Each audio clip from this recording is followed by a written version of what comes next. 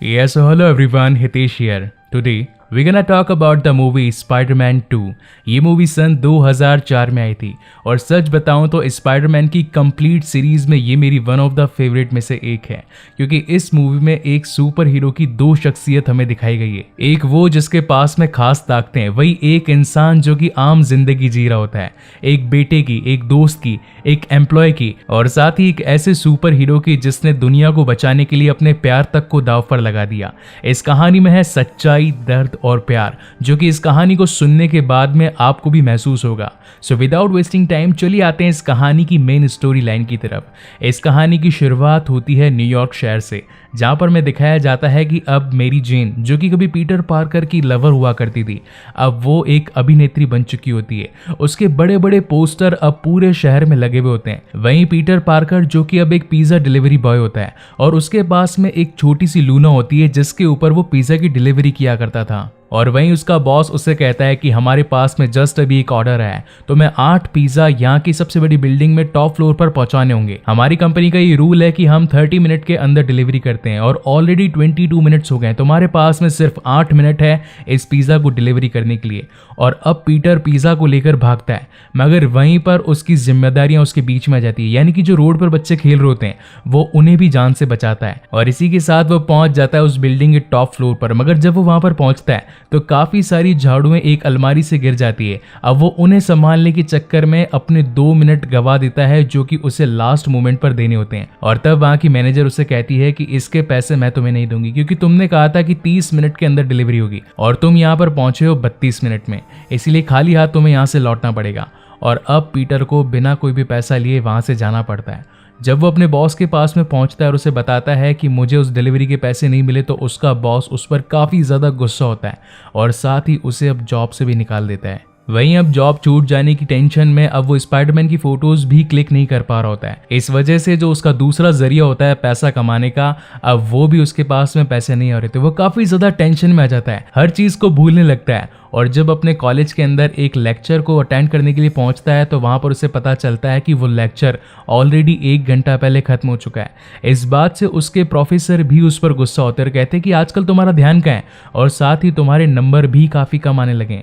तुम्हारे पास में अब एक मौका और है, अगर तुमने अगले टेस्ट में अच्छे नंबर नहीं लाए तो मैं तुम्हें फेल कर दूंगा। और ये सारी बातें एक टूटे हुए इंसान को और ज्यादा तोड़ देती है। अब वो निराशा के साथ घर पहुंचता है, मगर तभी उसे पता चलता है कि आज उसका बर्थडे होता है, क्योंकि उसके घर पर आंट में उसका बेस्ट फ्रेंड हैरी और साथ ही मेरी जेन भी होते हैं। वो सभी उसे मिलकर बर्थडे विश करते हैं। थोड़ी देर बाद में जब पार्टी खत्म हो जाती है तो आंट में पीटर के पास आती है और उसे कहती है कि आज तुम्हारा बर्थडे और मैं तुम्हें कुछ गिफ्ट करना चाहती हूँ। और तभी वो अपनी जेब से $20 निकाल कर पीटर को देती है। तो पीटर उनसे कहता है कि मैं आपसे रुपए नहीं ले सकता, क्योंकि इन रुपयों की आपको मुझसे ज्यादा जरूरत है, क्योंकि अब अंकल बैन यहाँ पर नहीं है और साथ ही मेरा भी इस घर में आना जाना कम ही रहता है। तो आंट में कहती है कि मैं जानती हूँ पीटर, तुम्हारे पास में जॉब नहीं है और अभी इन रुपयों की मुझसे ज्यादा तुम्हें जरूरत है। ये सीन वाकई काफी ज्यादा इमोशनल था और एक पल को तो इस पूरे सीन को मैं अपने आप से भी काफी ज्यादा रिलेट कर रहा था, क्योंकि लाइफ में ऐसे कई बार मौके आते हैं जब हमें पैसों की जरूरत होती है, मगर हम उन लोगों से पैसे नहीं ले सकते जिनकी हम इज्जत करते हैं, जिनकी हम रेस्पेक्ट करते हैं। और वहीं से पीटर घर के बाहर आ जाता है। वहीं पर उसे मेरी जेन भी मिलती है और तब वहां पर मेरी जेन को पाकर अगेन पीटर काफी खुश होता है और वो कहता है कि आखिर तुम घर क्यों नहीं गई। तो मेरी जेन कहती है कि बस मेरा मन नहीं किया, मेरा बस यहाँ पर बैठे रहकर तुम्हारा इंतजार करने का मन था। तो क्या चल रहा है आजकल तुम्हारी लाइफ में? तो पीटर कहता है कि बस यूं ही चल रही है, हालांकि थोड़ा जॉब का टेंशन है, मगर थोड़े दिनों बाद में वो भी सब कुछ सही हो जाएगा। तब वहां पर वो मेरी जेन से पूछता है कि आखिर तुम्हारी लाइफ में क्या चल रहा है, क्या तुम्हारी लाइफ में कोई आया? तब वहां पर मेरी जेन उसे सच्चाई बताती है और उसे कहती है कि हाँ, मेरी लाइफ में अब कोई आ गया है, काश तुमने थोड़ी जल्दी की होती। मगर पीटर जानता था कि उसके ऊपर इस पूरे शहर की जिम्मेदारी है और अगर वो मेरी जेन की लाइफ में आएगा तो जो खतरे स्पाइडरमैन यानी कि पीटर पार्कर पे आने वाले हैं वो जरूर मेरी जेन पर भी आएंगे। इसीलिए वो उसकी बात का जवाब नहीं देता और वहां से चला जाता है। यहाँ पर मैं दिखाया जाता है कि पीटर हैरी के साथ नहीं रहता, बल्कि उसने एक छोटा अपार्टमेंट रेंट पर लिया होता है और वहीं पर उसका जो मालिक होता है वो उसे काफी परेशान करता है और हर बार उसके दिखने पर कहता है कि आज तुम रेंट देने वाले हो या नहीं, मेरा पैसा कब दोगे। मगर अब क्योंकि पीटर के पास में ना तो कोई जॉब होती है और ना ही पैसे आने का कोई जरिया, इसीलिए वो हर वक्त उनसे नजर चुराकर यहाँ वहां भागता रहता है। वहीं अगले दिन अब हैरी पीटर की मुलाकात उनके एक बिजनेस पार्टनर जिनका नाम होता है डॉक्टर ऑटो ऑक्टेवियस उनसे करवाता है। तो वहां पर पीटर पार्कर उनसे कहता है कि मैं आपको जानता हूं, मैं आपके ऊपर रिसर्च भी कर रहा हूं और साथ ही मेरा सब्जेक्ट भी आपसे रिलेटेड है। मेरे कॉलेज के अंदर मेरा सब्जेक्ट मुझे मिला है कि मुझे परमाणु के ऊपर अपनी थीसिस लिखनी है और आप तो परमाणु यानी कि न्यूक्लियर विशेषज्ञों में से एक हैं। तो डॉक्टर ऑक्टेवियस कहते हैं कि हाँ, मुझे हैरी ने तुम्हारे बारे में बताया, तुम विज्ञान में काफी तेज हो। वैसे तो मैं अपने स्टूडेंट से मिलता नहीं, मगर हैरी ऑसबॉर्न ने कहा है तो मुझे तुमसे बात करनी पड़ेगी। और तभी वहां पर पीटर और साथ ही डॉक्टर ऑक्टेवियस का काफी अच्छा इंट्रोडक्शन होता है और वो अपने सब्जेक्ट को लेकर आपस में बातचीत करने लगते हैं। तो वहां पर उनकी पत्नी भी आ जाती है और बातों ही बातों में वो पीटर से पूछती है कि क्या तुम्हारी कोई गर्लफ्रेंड है। तो पीटर कहता है कि नहीं, मेरी कोई भी गर्लफ्रेंड नहीं है। हाँ, पहले कोई थी मगर वो अब मेरे साथ में नहीं है। और वो तभी उसे एक सलाह देती है कि अगर तुम शायरियां बोलना सीख जाओगे तो शायद तुम्हारी लव स्टोरी चेंज हो जाए। और अब इसी बात को सुनकर पीटर नई नई किताबें पढ़ने लगता है, शायरियां सीखने लगता है और तभी वो डिसाइड करता है कि वो मैरी जेन से जाकर अपने दिल की बात बोलेगा, उसे इजहार करेगा। और जब वो उसके लिए फूल लेने पहुंचता है तो उसके पास में सिर्फ $3 होते हैं। इसकी वजह से फूल वाला भी उसे सिर्फ 3 फूल देता है और वो उन 3 फूलों को अपनी लूना पर बैठकर अब उसके शो में जाने लगता है जहां पर मैरी जेन अपना शो किया करती थी, यानी कि वो एक एक्ट्रेस थी और वो थिएटर किया करती थी। मगर उसी दौरान वहां पर जाते वक्त कुछ चोर वहां से निकल रहे होते हैं और पुलिस उनका पीछा कर रही होती है। अब यहाँ पर पीटर पार्कर को अपनी जिम्मेदारी निभानी होती है, इसीलिए अब वो उनका पीछा करना शुरू कर देता है। मगर तभी पीछे से एक गाड़ी आकर उसकी लूना को पूरी तरीके से तोड़ देती है, मगर फिर भी पीटर नहीं रुकता और वो फाइनली चोरों को पकड़वा देता है पुलिस के हाथों और फिर वहां से पहुंचता है सीधा मैरी जेन के वहां थिएटर में जहां पर मैरी जेन ने उसे अपने शो के लिए बुलाया होता है। मगर जब वो वहां पहुंचता है तो वहां का बाउंसर उसे अंदर जाने से मना कर देता है और कहता है कि आप लेट आए हैं, इस वजह से आपको अंदर जाने की एंट्री नहीं मिलेगी। और अब दुखी मन से पीटर मैरी जेन का बाहर ही वेट करने लगता है और काफी देर इंतजार करने के बाद में मैरी जेन जब बाहर आती है तो वो उससे बात करने के लिए आगे बढ़ ही रहा होता है। मगर तभी वहां पर एक लड़का पहुंच जाता है और तब पीटर को पता लगता है कि मैरी जेन इसी लड़के की बात कर रही थी और वो बिना कुछ बोले वहां से चला जाता है। मगर तभी अगेन चोरों के वहां से निकलने की आवाज आती है, इसलिए वो अपना स्पाइडर सूट पहनकर उनका पीछा करता है और जब वो अपने वेब शूटर्स का इस्तेमाल कर रहा होता है तभी उसका वेब शूटर काम नहीं करता और वो एकदम से जमीन पर गिर पड़ता है।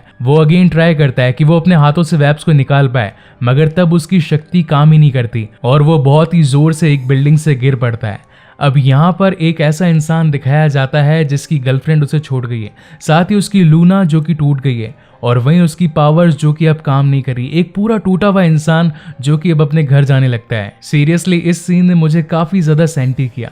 वहीं अगले दिन अब पीटर अपनी इस बात का इजहार करना चाहता था मैरी जेन से कि वो वहां पर आया था, मगर उसके बाउंसर ने उसे अंदर नहीं आने दिया था, इसकी वजह से वो टाइम पर नहीं पहुंच पाया।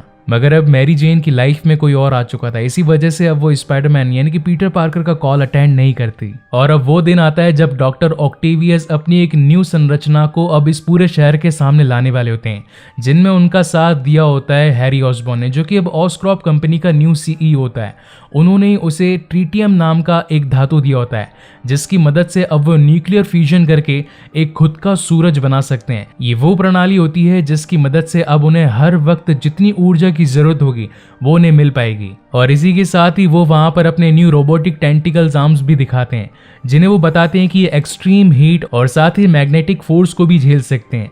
ये इस तरीके के रोबोटिक आर्म्स हैं जो कि हर वो काम कर सकते हैं जो इंसानी हाथ नहीं कर सकते। ये काफी ज्यादा अपग्रेडेड हैं और साथ ही इनके अंदर इनका खुद का एआई यानी कि आर्टिफिशियल इंटेलिजेंस काम करता है। तो वहां के लोग उससे पूछते हैं कि अगर इन आर्म्स के पास में इनका खुद का दिमाग है तो ये आपकी बात क्यों सुनेंगे। तो वहां पर डॉक्टर ऑक्टेवियस बताते हैं कि इसके लिए मेरे पास ऑलरेडी एक आइडिया था। ये एक चिप है जो कि मेरे सर के पीछे लगी है और ये मेरे दिमाग को इन टेंटिकल आर्म्स के साथ में जोड़ती है और जो मैं सोचता हूँ, जो मैं महसूस करता हूँ और साथ ही जो मैं इनसे करवाना चाहता हूँ ये वही करने लगते हैं, क्योंकि ये पूरी तरीके से मेरे कंट्रोल में है, न कि मैं इनके कंट्रोल में। और फिर वो स्टार्ट करते हैं अपने न्यूक्लियर फ्यूजन को, मगर तभी उसके अंदर एक छोटी सी गड़बड़ी हो जाती है और तभी वहां पर सभी लोहे की चीज खिंचने लगती है।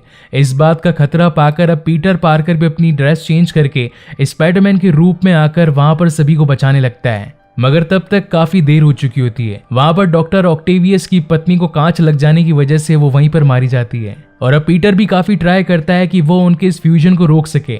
तो डॉक्टर ऑक्टेवियस उसे रोकते हैं और पूछते हैं कि आखिर तुम क्या कर रहे हो। तो स्पाइडरमैन कहता है कि अगर मैंने ऐसा नहीं किया तो पूरा शहर आग में जलेगा और तभी वो उनकी मशीन को रोक देता है, जिससे वहां पर एक बहुत ही बड़ा ब्लास्ट होता है। और साथ ही हैरी ऑसबॉर्न अपने मैनेजर से कहता है कि इस ट्रीटियम के चक्कर में मेरा काफी ज्यादा नुकसान हो गया, मेरा काफी ज्यादा पैसा वेस्ट हो गया। और अब वहीं पर सीन शिफ्ट होता है हॉस्पिटल में, जहां पर काफी सारे डॉक्टर्स और सर्जन मिलकर डॉक्टर ऑक्टेवियस के जो टेंटिकल आर्म्स होते हैं उन्हें निकालने की कोशिश करते हैं, क्योंकि वो काफी ज्यादा जख्मी थे।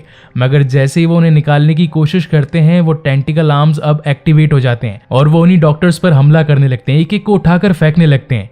और अब फाइनली डॉक्टर ऑक्टेवियस खड़े होते हैं। तब उन्हें पता चलता है कि जो माइंड कंट्रोल वो उस चिप के साथ में रोबोटिक आर्म्स पर करते थे वो अब चिप खत्म हो चुकी है, वो टूट चुकी है और इसका जिम्मेदार और कोई नहीं, वो होता है स्पाइडरमैन। वहीं पर अगले सीन में हमें दिखाया जाता है कि जे जोना जॉनसन, जो कि द ब्यूगल न्यूज़पेपर कंपनी के हेड होते हैं, वो स्पाइडरमैन यानी कि पीटर पार्कर को बुलाते और कहते हैं शाम को एक पार्टी होने वाली और मेरा फोटोग्राफर बीमार है, तुम्हें मेरे साथ चलना होगा फोटोग्राफी के लिए, क्योंकि आज मेरा बेटा काफी टाइम के बाद नासा से लौटा है। वो एक नासा के मिशन के लिए चांद पर गया था। वहीं अगले सीन में हमें दिखाया जाते हैं डॉक्टर ऑक्टेवियस, जो कि अभी सोचते हैं कि उनकी प्रणाली के अंदर कोई भी गलती नहीं थी। उन्होंने जो एक्सपेरिमेंट किया था, उन्होंने जो फ्यूजन बनाया था वो एकदम एक्यूरेट था, मगर स्पाइडरमैन की गलती से उनका यह पूरा प्रयोग खत्म हो गया।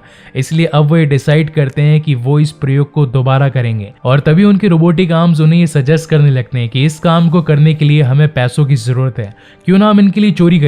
तो पहले तो डॉक्टर ऑक्टेवियस सोचते हैं कि चोरी करना बुरी बात है, मगर क्योंकि अब उनके पास में उनकी चिप नहीं होती है तो वो अब उन टेंटिकल्स की बातों में आ जाते हैं। और इसी के साथ अब वो अगले दिन पहुंचते हैं एक बैंक में, जहां पर ऑलरेडी पीटर और साथ ही आंट में बैठे होते हैं। एक्चुअली काफी टाइम से आंट में ने अपने घर की किस्तें नहीं भरी होती है, इसीलिए वो बैंक के मैनेजर से आकर अपने घर की किस्तों की रियायती के बारे में कुछ बात कर रहे होते हैं। और तभी वहां पर डॉक्टर ऑक्टेवियस पहुंच जाता है और वहां की तिजोरी को तोड़कर वहां का सोना और वहां का पैसा निकालने लगता है। मगर तभी वहां पर पीटर पहुंच जाता है स्पाइडरमैन बन के और वो उसका सामना करने लगता है। उसे वहां पर देखकर डॉक्टर ऑक्टेवियस को काफी ज्यादा गुस्सा आने लगता है। वो उसके ऊपर खींच कर वहां पर पैसों के भरे बोरे उस पर फेंकने लगता है। और फिर हमें दिखाया जाता है इस कहानी का one of the best scene, जहां पर स्पाइडरमैन और साथ ही डॉक्टर ऑक्टेवियस एक दूसरे से फाइट करते हैं। अब क्योंकि डॉक्टर ऑक्टेवियस स्पाइडरमैन को जान से मारना चाहते थे तो इसीलिए वो अब आंट मे को अपने साथ में ले जाते हैं। स्पाइडरमैन काफी कोशिश करता है उन्हें जान से बचाने के लिए, मगर डॉक्टर ऑक्टेवियस उस पर भारी पड़ते हैं। तभी वहां पर आंट में स्पाइडरमैन का साथ देती है और वो डॉक्टर ऑक्टेवियस को चकमा दे देती है, जिसकी वजह से अब स्पाइडरमैन अपनी आंट मे को बचाने में कामयाब हो जाता है। वहीं रात को अब पीटर पार्कर एक फोटोग्राफर के रूप में पहुंचता है उसी पार्टी में, जो कि जे जोना जॉनसन यानी कि ब्यूगल न्यूज़पेपर के हेड की होती है। वहां पर उनके बेटे की शादी होने वाली होती है और जब वो उसकी लड़की को देखता है तो वो और कोई नहीं बल्कि ये तो मेरी जेन ही होती है। अब उसे देखकर स्पाइडरमैन और ज्यादा टूट जाता है।